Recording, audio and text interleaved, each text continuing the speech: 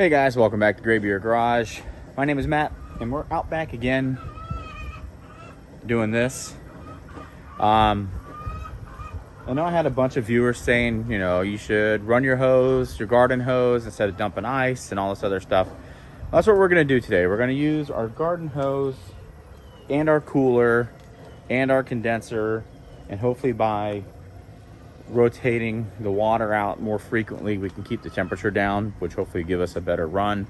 I'm gonna try and keep this no higher than 200, maybe 212 at the max. I don't want to go a whole lot hotter than that, so we'll see how that goes. My other run did not turn out really as great as I had expected. I think the highest proof on the first jar was like 98.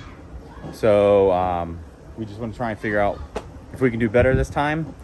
I think maybe my problem was I didn't use enough sugar in the last batch, and that's going to probably be the same problem here.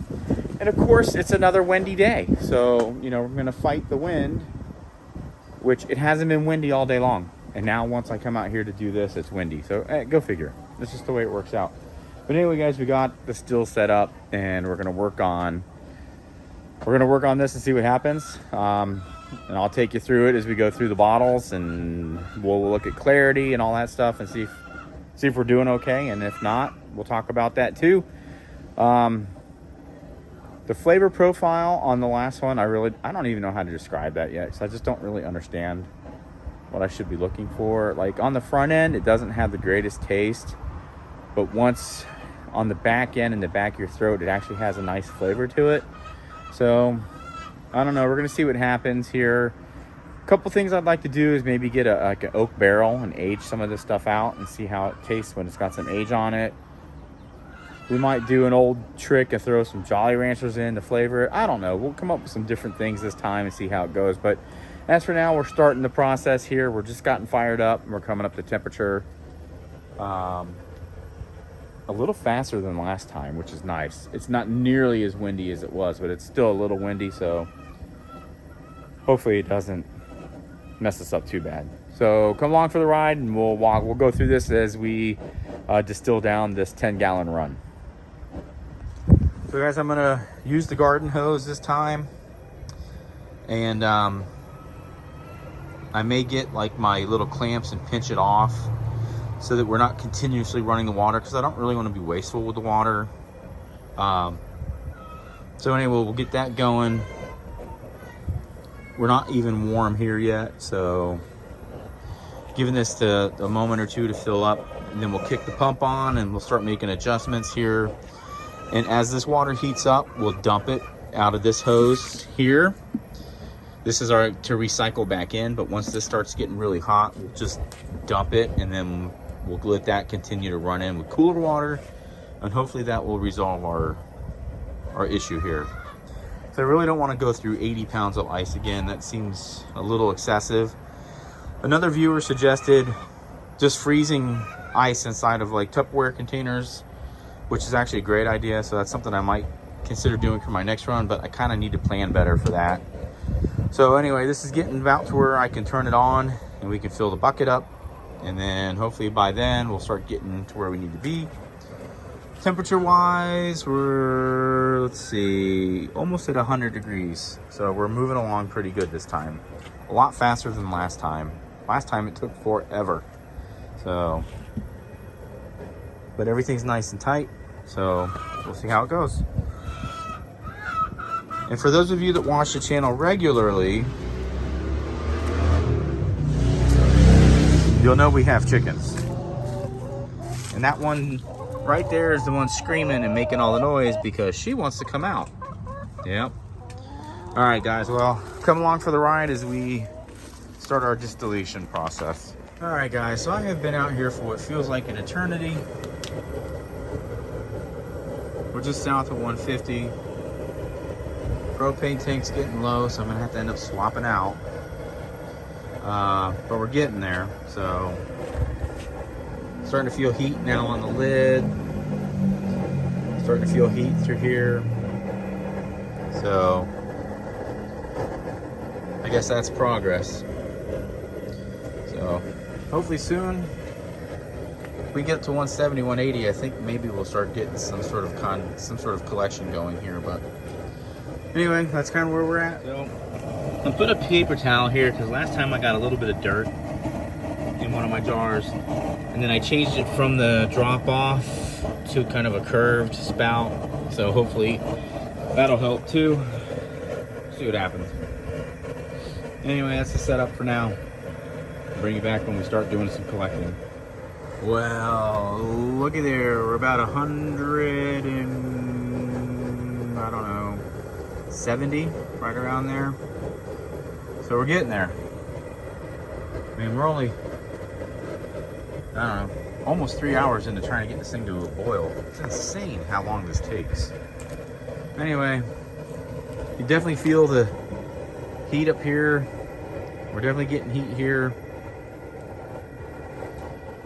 It's just, you know, we're not getting down into here yet. So anyway, we got our water set up here. What we'll do, we got our hose pinched off. So once this water starts getting hot in here, we'll use this tube here to drain the bucket down. And then we'll continue to run the water from the hose and cool the bucket condenser. And we'll see if that works better than ice. Probably less expensive. All right, so anyway, that's kind of where we're at right now. Well, we're definitely making progress. I'm gonna be out here till 9 o'clock tonight. This is insane. I gotta start doing this earlier in the day. Should have learned that from last time. We're getting there. I think, you know, if we get to like 212, we'll be good. Maybe we'll start seeing some flow coming through. Well, would you look at that? We're finally over 200. Hopefully we start seeing some progress soon. Nothing yet. All right, man, finally. Now we're running. So we'll probably toss out, I don't know, between 4 ounces and a cup. So we'll see what we throw away here. But we're rolling now, thankfully. Good grief, about time. All right, guys, well, I'm taking the first 6 ounces off. It smells pretty good. Doesn't smell terrible, so. There's our 4 shots. Actually, that's 6 shots, but whatever. So we're rolling along here. Coming out nicely now. So hopefully we'll get a nice run this time. We'll see what we end up with our ABV. Hopefully it's a little better production than last time. Again, I think I screwed up. I maybe need more sugar, but I mean, I followed the recipe that I got, but I think I probably could have used another 5 pounds of sugar. Anyway, we're rolling.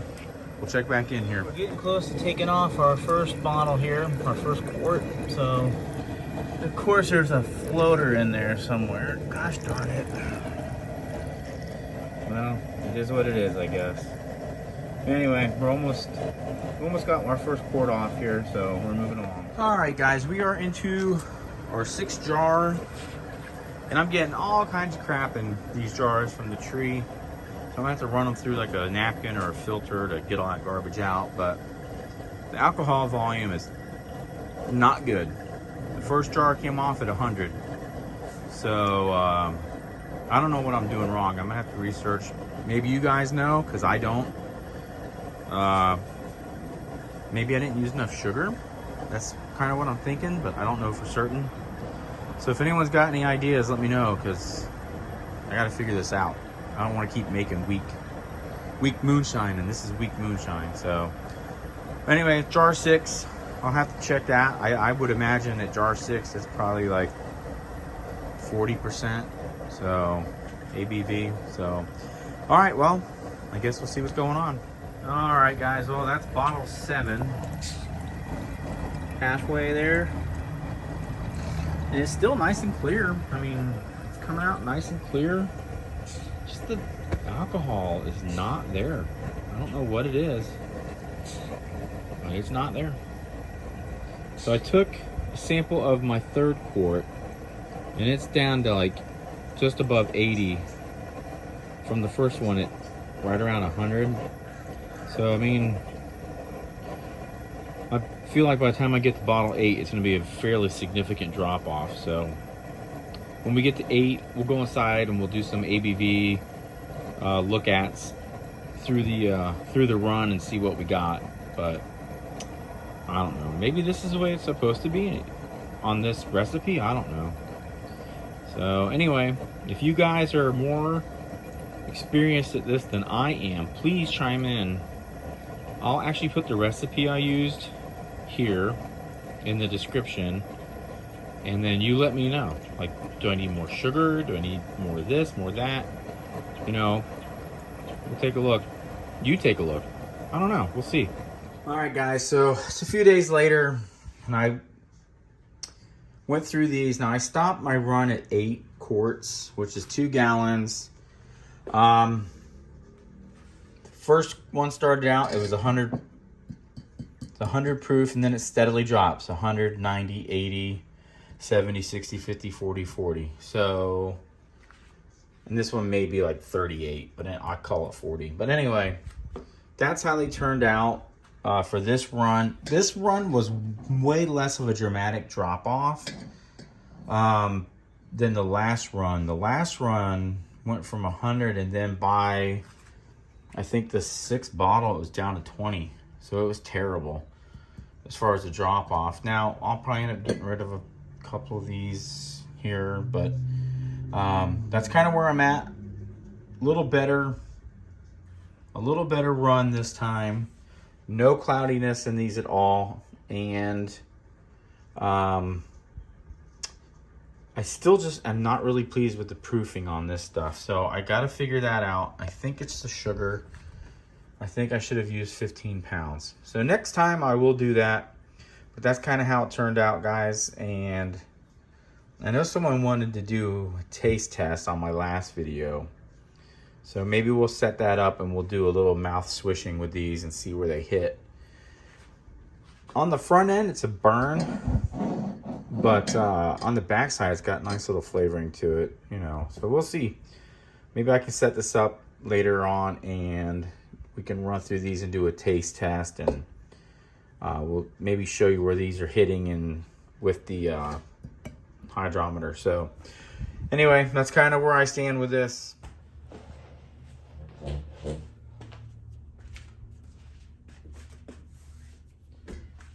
Well, guys, I gotta be honest, I'm not really sure where I'm at in this video because it's been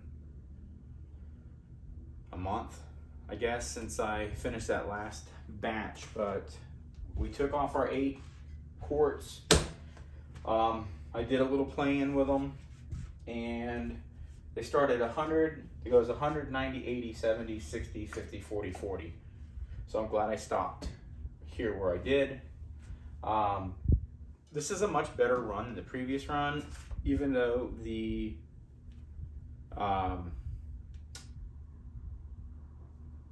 proof is not as high as I thought it would be, but you know, it's not horrible. So this is like, I guess basically if it's a 40 proof, it's like a 20 ABV. So, I mean, it's plenty to get drunk on, I guess, right? And this would be at about 50. So I did a little playing. I've tasted them all. I'm not going to do it on camera because, I mean, I don't think that you can really understand the flavors. I'm still trying to learn the profiles and what I'm tasting. But I know that it's getting better. You know, the second run is a lot, not the second run, but the second batch is better than the first one I did, and that's for sure. These are very clear. There's no cloudiness in them. This one I took, and I bought the white oak charcoaled wood that you can add in here, and this is the spirals. And it's supposed to help age better. See if we can, I don't know if we can see that in here or not. Let's see. See the spirals? There we go. So this is supposed to kind of like, I guess, get it to go to bourbon. I haven't really tasted it. It's mellowing out. It's still got that moonshine smell to it.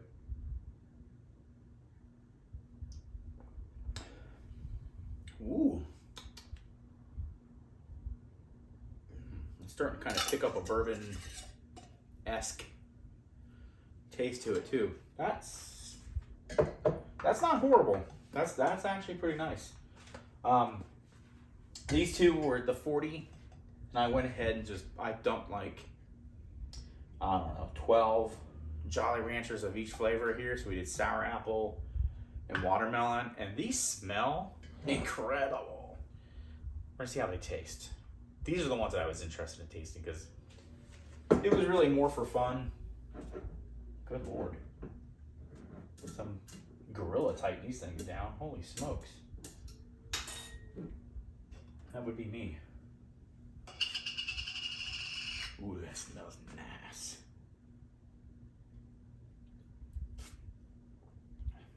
Yeah. Tastes like sour apple. I mean, no complaints there, I guess. We'll take a taste of our watermelon here. I think the candy has got these things stuck. We're gonna have to get this thing open. Hold on. I guess I don't know my own strength, so they're sticky though. So that's probably the problem. Oh, this smells like watermelon. That smells nice.